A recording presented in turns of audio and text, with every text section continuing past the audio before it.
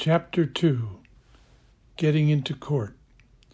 The Lawyers' Military Defense Committee earmarked its money for impact cases, but with zero caseload, I saw no point in being choosy. I resolved to take the first clients through the door. Max had an idea. He had a letter to Rita Act from a GI in the Mannheim Stockade who was pending a homicide charge lodged by German authorities. The Status of Forces Agreement, SOFA, between the United States and West Germany entitled soldiers to remain in U.S. confinement while awaiting trial. I could use a complaint from PFC Wilton Andrews about how long it was taking the Germans to try him to get my foot inside the stockade. I wouldn't be able to represent him since the charges were German, but I could look into the U.S. Army's failure to secure him a speedy trial. I knew the magic words for gaining access to a military confinee. I even smuggled Max inside as my assistant. I told the confinement officer that I had a request from PSC Andrews to meet with counsel. Since Andrews had been in pretrial status for more than a year, perhaps he was an object of the guard's sympathy. They brought Andrews dressed in his Class A's with bloused pant legs tucked into spit-polished boots forward to a holding cell. The 20-year-old black PFC was accused of killing Hong Kong Charlie, the name given to Asian tailors who took measurements in Germany for cheap suits ordered from the Far East. The fact that the victim was actually Korean hadn't altered bestowal of the traditional name. German prosecutors took their sweet time bringing cases to trial. The attitude seemed to be, "We have our man. We will do it our way. Don't bother us." The local courts backed them up. A simple case like this Raubmord, robbery murder, could reach hearing well over a year after arrest. But the SOFA, which I had quickly reviewed, called for the United States to, quote, seek to implement the constitutional rights of an accused, as the defendant is termed in military jargon, as fully as possible. I figured the Army should be pressuring the German Staatsanwalt, that is, state prosecutor, to shorten the pretrial confinement where American soldiers were concerned.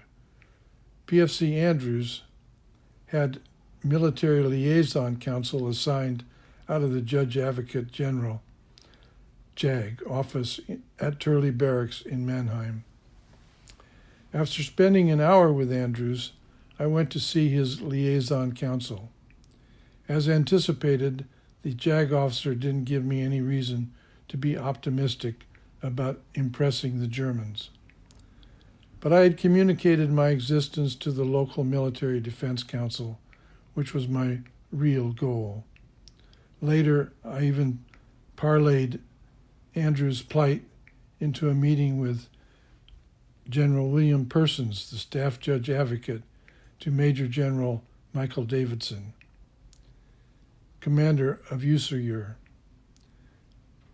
Persons was the only general I ever saw wearing a shirt collar with one of those brass pins pushing up the tie knot. Perhaps he could impress his concerns to German officials over the lengthy period of pretrial confinement suffered by U.S. Army personnel. I made it my custom afterwards to see PFC Andrews whenever I went to the Mannheim Stockade. I couldn't do much, but a visit would make that day for him different from the rest. Max used the drive to Mannheim to begin laying out his political bio. It's too lengthy to do justice here. Besides, he promised 100 times to author it himself, so I leave it to him. But a few highlights won't hurt Max's chances for a bestseller. He had met Castro in Santiago de Cuba. He aided the Algerian revolutionaries in their war with France when he was going back and forth between the two countries as a geologist. Max told me he had earned a PhD at the Sorbonne in mineral exploration using seismic technology. France expelled him for his work with American deserters, though no official explanation was ever given. He found safe haven in Denmark, to the displeasure of the American embassy, and so on. All of this in addition to what I have related about his work as an organizer for the United Electrical Workers, plus flight from the U.S. to Israel to beat the draft during the Korean War. Max told me one story worth detailing, for it fills in how Jane Fonda got hooked up with the GI movement. The unlikely twists and turns make it credible, I think. In about 1967 or 68, Jane was resident in France and married to Roger Vadim, her director in Barbarella, not the most advanced portrayal of womanhood for its day. Max was living in Paris with June L. I will use initials in place of last names. June had been married to Wendy W., who once was married to Henry Fonda's second wife, Susan H. Because Fonda's first wife had a history of emotional breakdowns, it had been Mrs. Fonda No. 2 who raised his children, Jane and Peter.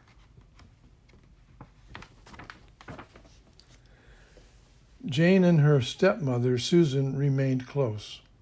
In a roundabout way of tracking down this second mother, Jane, identifying herself only as Mrs. Fonda, telephoned June's apartment, hoping June could tell her how to find Susan H.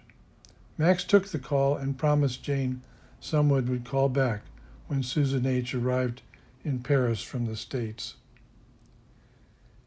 June later chided Max, who at the time was furiously raising money for AWOL GIs, for having missed an opportunity. Max called Jane back.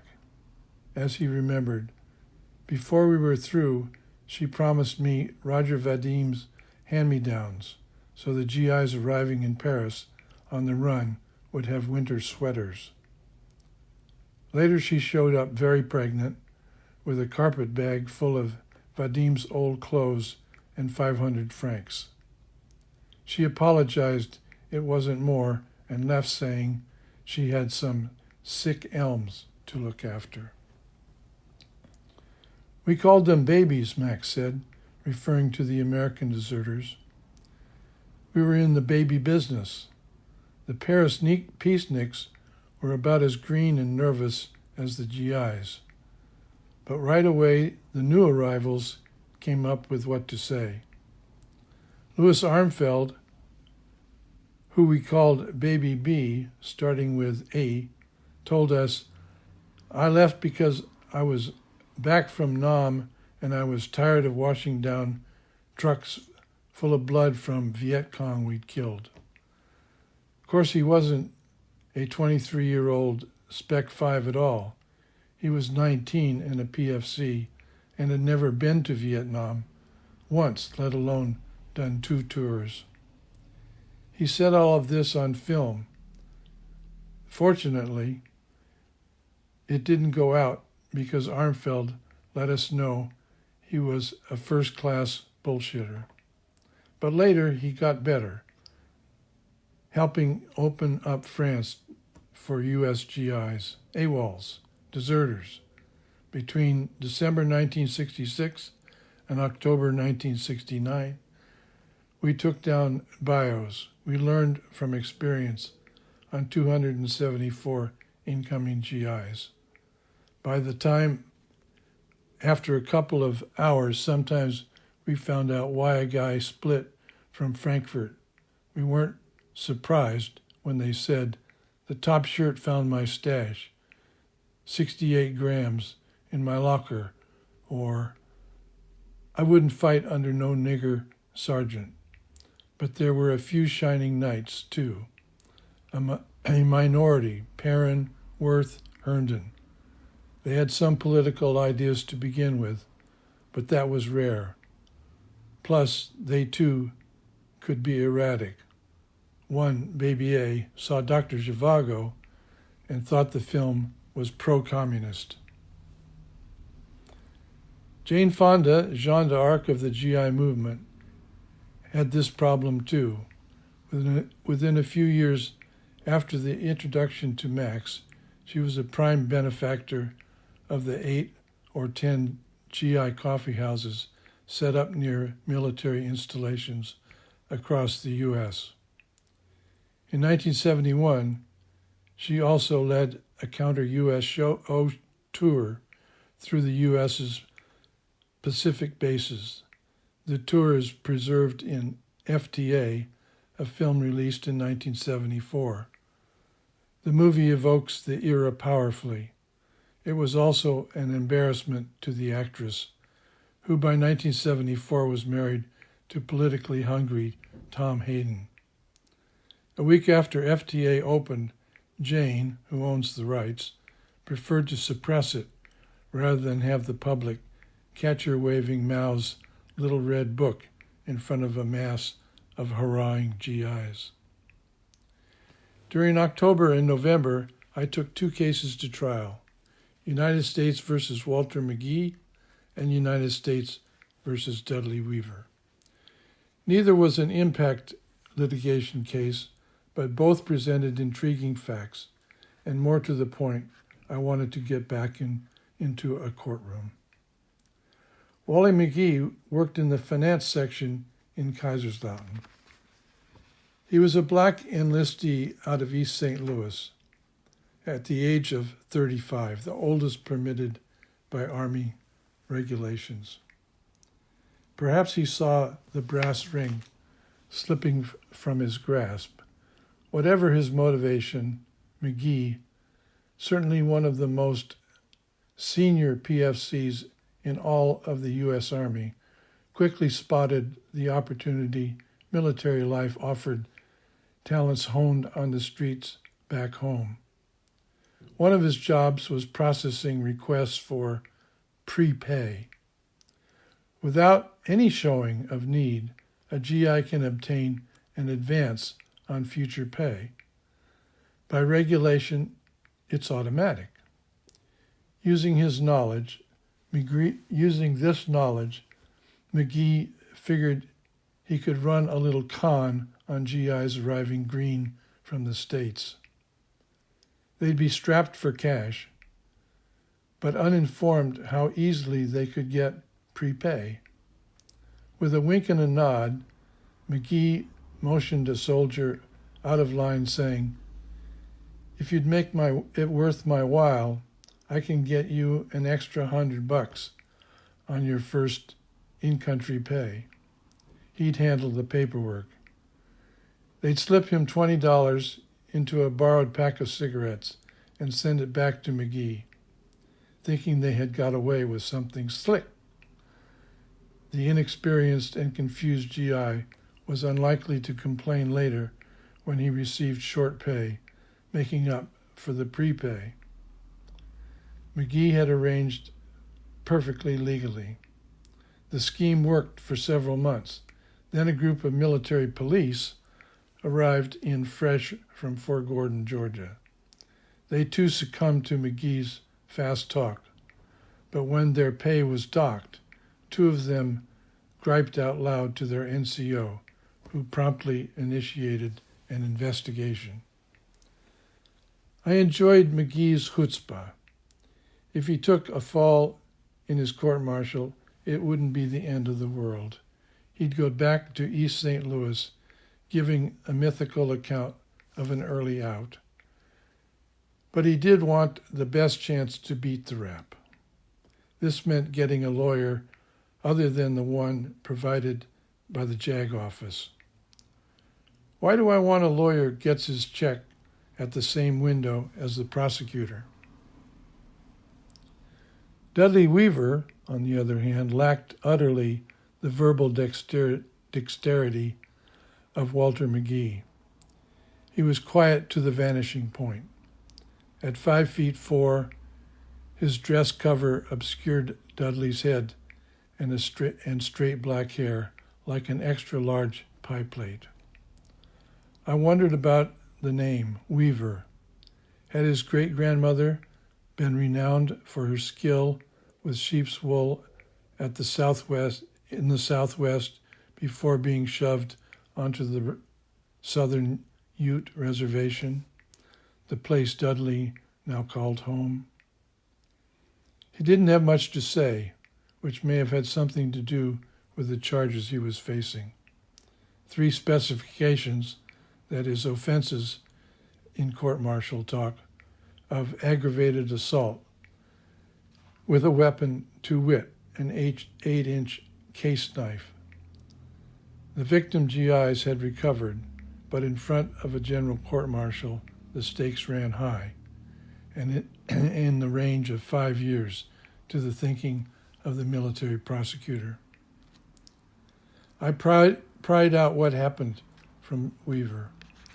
On Friday after work, he was sitting around in the barracks with some other GIs. They were drinking beer. A disagreement arose. Dudley had difficulty recalling about what precisely, but it wasn't hard to imagine the redneck saying something offensive about his Indian origins. Dudley challenged the others, who were all much bigger. They roughed him up thoroughly. Nursing a sore jaw, bruised ribs, and wounded pride, Dudley went to his room, where he brooded for an hour. He made up his mind to return and confront the men. This time, he would take something to protect himself, in case they tried to hurt me again. Dudley and his SLEs differed over how much talk took place before he'd cut them. My client said he asked the young soldiers why they had beaten him up. Their statements to the Criminal Investigation Division all said Dudley hadn't spoken a word before he began slashing them with his knife. The trial counsel had a strong case. I needed to explore the willingness of the convening authority to make a pretrial agreement. This is what the military system calls a negotiated plea. In return for admitting guilt, the convening authority, a ranking officer whose role is unique to military justice, agrees not to approve any sentence meted out by the judge or jury in excess of agreed limitations. In the meantime, I also had to research the law of self-defense and permissible force. After meeting with Weaver at the JAG office in Mannheim, Max, who was along for the afternoon, mentioned dropping off in Andy Berman's barracks. Berman was a political operative, pure and simple. He was also as quiet and unassuming as anyone you'd hope to meet. I'd first seen him at a Fight Back publication gathering one Saturday at the Say shortly after our arrival. As unlikely as it sounds, Andy had volunteered for the draft, quote, in order to engage in political work inside the ranks. The Army trained Andy as a radio repairman and assigned him to a helicopter unit in Mannheim. He had about a year remaining. To some people, political work is as natural as breathing. Andy is one of them. In the mid-1960s, Berman joined the Peace Corps, serving in Senegal, He spoke impeccable French. Around the time he finished his 2 Peace Corps years, many others with service in similar government programs, such as the Teacher Corps, VISTA, overseas AID projects, and the like, were as disillusioned as Andy with the bottomless war in Vietnam. Andy joined a new group calling itself Committee of Returned Volunteers. They pushed for peace in Vietnam with Andy as its national co-chairman. The membership's demonstrated idealism gave them special clout. Then, after a sojourn in Cuba cutting sugarcane with the Venceremos Brigade, Andy joined the Army. He worked on the communications equipment and said, "Yes, sir," "No, sir," and he smuggled 200 copies of Fight Back onto the base each month. It wasn't something to get himself shot or even court-martialed, but having issues of the paper, quote, "in a number greater than for one's personal use," close quote, violated regulations. He could, if detected, be restricted to base and fined. His sergeants could also make his life miserable. But Andy had good nerves and assessed the risks and rewards. He was solid, reliable. High compliments in the world of political activists. We found Andy in his bunk reading The Plague by Camus. Down the hall, Derek and the Dominoes' Layla blared through an open door. Andy had copy for the next issue of Fight Back. A soldier in a neighboring unit wanted to nominate his first sergeant as Pig of the Month. This parody of Playboy's Playmate of the Month was easily Fight Back's most popular feature. It offered a snoutish caricature plus a write-up of what made the individual so deserving. I worried about the inflammatory effect, but the GIs insisted. The more NCOs and the brass resented Pig of the Month, the more the grunts favored it. I had a request. "Andy, can you get me a large frozen turkey from the PX?" "Sure," he said. "You want some jars of peanut butter too?" I needed a big bird for Janelle to roast on Thanksgiving, while peanut butter was always in demand by Americans limited to shopping in German grocery stores. "You bet. Can you get some Skippies? One chunk style, one regular." "Don't worry about crackers," I added.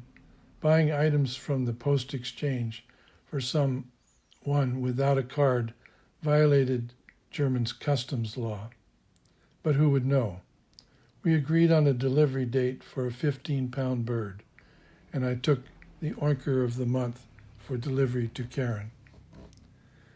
McGee's case came to trial before Weaver's. The prosecution's biggest hurdle was deciding exactly what law McGee had broken. The finance paperwork had been entirely in order. The scheme worked because the GIs thought they were getting away with something, but they weren't really.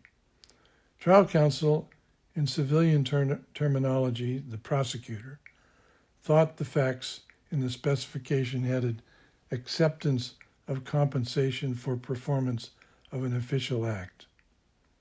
In other words, bribery. To aid its frequently inexperienced lawyers, the Department of Defense publishes a manual for court-martial. An appendix sets out hundreds of sample specifications covering a multitude of offenses. The clerks preparing charges and specifications can then usually find an appropriate paragraph and merely fill in the blanks. But the young military police hadn't thought they were bribing anyone. They imagined they were sharing the proceeds of larceny with McGee. At the end of the prosecution's case, I plan to make a motion asking the judge to find McGee not guilty as a matter of law, since the evidence didn't establish the offense alleged. If I didn't get the ruling, I wasn't sure what the next step would be. I realized the court-martial, the counterpart of the military jury, if they got the case, would convict the canny McGee on GP, general principles, for taking advantage of the raw arrivals. I couldn't envision them embracing McGee as the Black Huck Finn. Quote, the mental state of the person who pays the bribe to secure the performance of an official act is not relevant to the commission of the offense by said official, intoned the military judge, following my motion on McGee's behalf.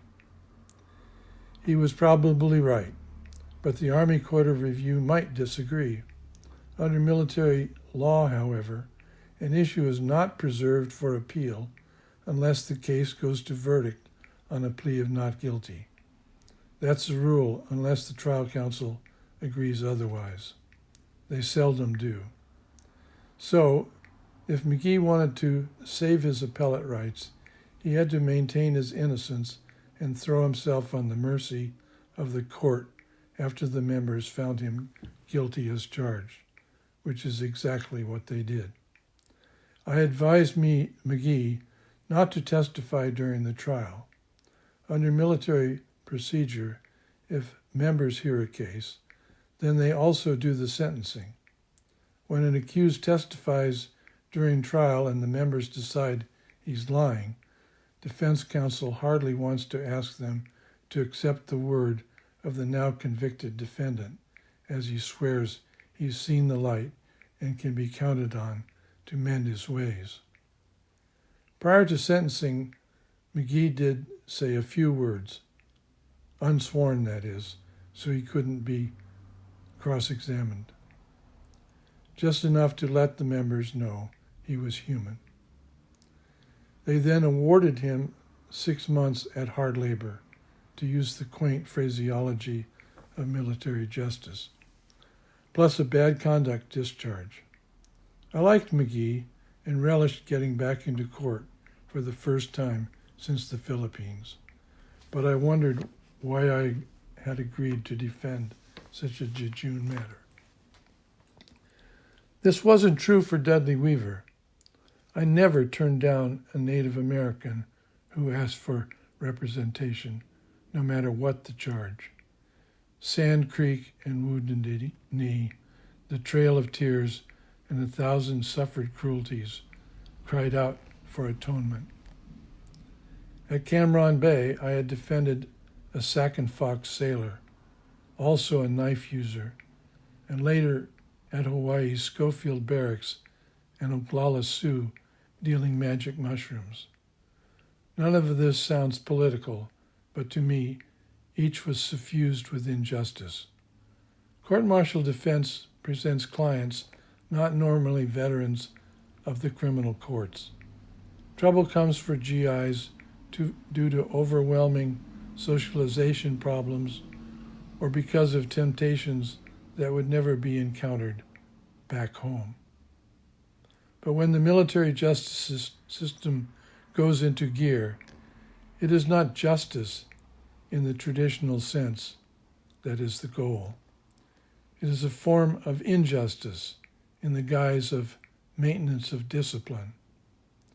I didn't want to see any Native American hoisted on the cross of maintaining discipline. If an Indian didn't prosper in uniform, I wanted him home with his family and nation. The appellate cases in the base law library seemed to give us a small opening. First, there was precedent upholding the right of a man to return to confront his antagonists. This, of course, didn't mean he could go back to attack them, but the decisions even stated that it is not unlawful to return armed for the purpose of self-defense. Second, if a question of self-defense is raised by the facts, then the accused is entitled to an instruction that it is his subjective state of mind that must be taken into account. If, taking all the factors into consideration, a person truly believes he's threatened, then he can exercise self-defense. The third issue was less promising. The degree of force used must be judged objectively. If someone subjectively has reason to believe self-defense is justified, he must not resort to means that are objectively excessive. Dudley was small and had just gotten whooped by 3 larger men. I could push hard that in his mind it was reasonable to feel threatened and thus entitled to defend himself if he perceived the men making the slightest move to renew their assault. But convincing a military jury that cutting up 3 unarmed men was a justifiable level of force would be tougher. Society tolerates a weak man who reacts to defend himself, but not one who uses a saber when a broom handle should suffice. I went to see the trial counsel about a pretrial agreement. Captain James Scott greeted me with a stiff handshake, a stiff collar, and creases in his pants that were also stiff. The starch in his cuffs was stiff, and he believed in stiff sentences. I went over the facts with him, emphasizing Weaver's unblemished history. He didn't think Weaver had been in the Army long enough to have a record of any kind that mattered.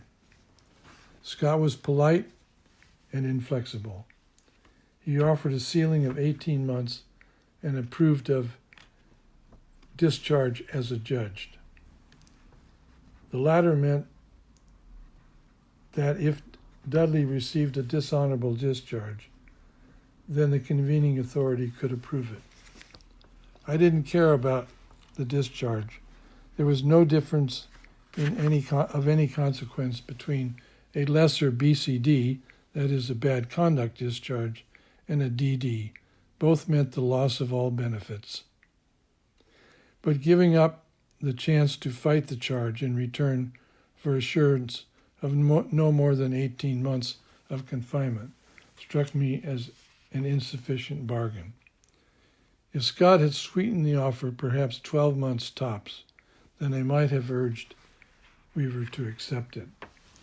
But I believed we had a genuine shot at a not guilty verdict, and even if we lost, I thought 18 months was the high end of any likely sentence. I had negotiated hundreds of pretrial agreements, dozens of pretrial agreements, so I knew how to gauge the relative strengths of a case. What I didn't know were the relative strengths of Captain Scott. Overlooking opposing counsel is easy to do in a court-martial. Like defense counsel, the prosecutor's vocation fits only some lawyers. In the military legal system, assignments are made without a great deal of attention to who has a natural flair for a job. After victories, I had to remind myself I wasn't facing the United States Attorney for the Southern District of Manhattan. "Mandrax," Dudley Weaver muttered when I asked him if he'd had anything besides alcohol that night. "Christ," I swore silently. Mandrax, a cheap downer favored by GIs and available over the counter, was nasty and unpredictable, especially in combination with alcohol. One story had a Mandrax-loaded soldier driving his tank through Mannheim and then off a bridge into the Rhine.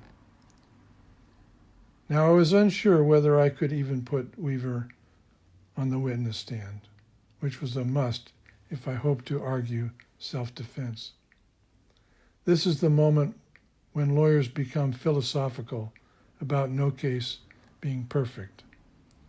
Was I willing to take the chance that Captain Scott wouldn't think to ask anything other than how much beer Dudley had consumed? Clearly, I couldn't do a preemptive strike and ask him myself. Or could I?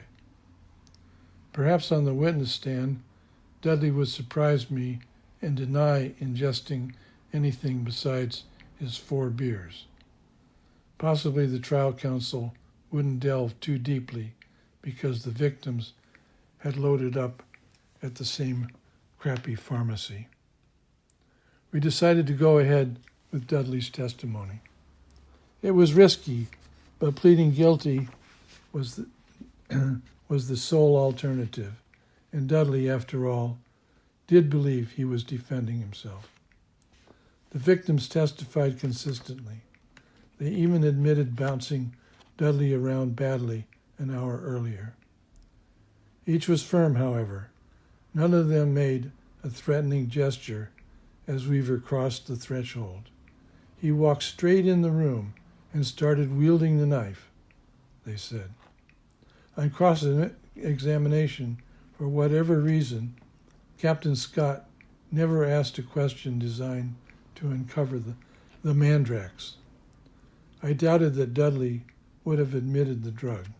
He was so aware by then of how quickly it would have torpedoed his chances. But the reprieve hardly mattered. Weaver was a lousy, horrible, looks like he's hiding something witness.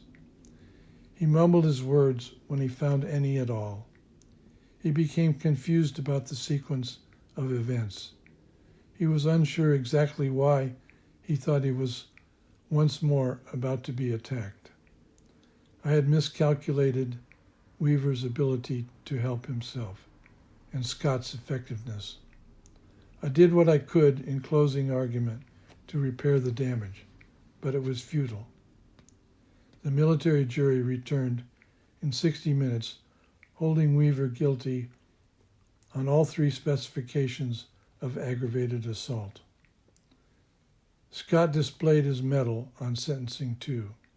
He had the young men return and flashed the still scarlet scars on forearm, shoulder, and wrist. An Army physician described how close the wounds came to causing permanent injury, or pausing, death. Here was a different kind of trial counsel. Finally, Captain Scott solemnly asked the members to return with, and was promptly granted, a sentence of 3 years hard labor plus a dishonorable discharge. I'd rejected 18 months. Dudley Weaver didn't flinch. The shy face remained impassive. On the review, the convening authority reduced confinement to 2 years, but I was devastated for Dudley, for my own failed atonement. That week, Robert Rivkin arrived from California to fill the 2nd LMDC attorney position. And a few days later, 2 young lawyers named Steve Rosenberg and Trecker, respectively, walked in and handed us their business cards. Bob and I promptly dubbed them Double Steve. Uncannily, they shared the same birth date and had joined up on the same day out of law school at the University of Iowa. "We're opening a law office here in Heidelberg," said Rosenberg, speaking for both. "We just got out of the Marines, Marine Corps JAG, and stopped and visited with David Addlestone in D.C.